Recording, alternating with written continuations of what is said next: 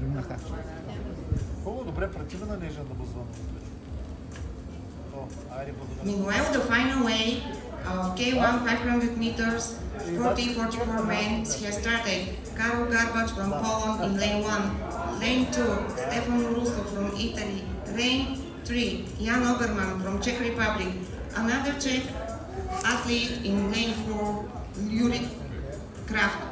Lane 5, Milan Stjeric from Serbia. Lane 6, Stelian Железов from Bulgaria. Lane 7, Wim Erkens from Belgium.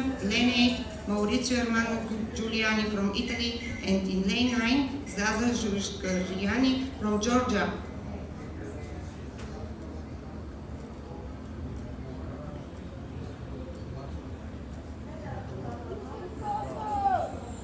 Стартираха финалистите в финала на дисциплината едноместен каяк 500 метра при мъжете във възрастова група 40-44 години мъже.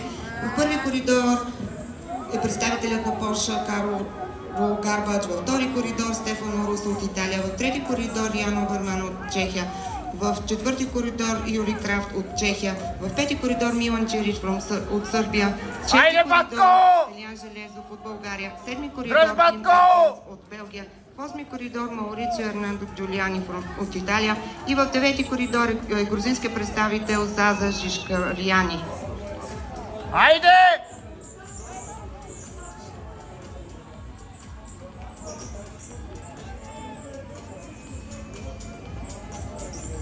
Златният медал тук е за Иржи Крафт от Чехия, среброто отива при седми коридор Вим Еркенс от Белгия. Gold medalist in this discipline.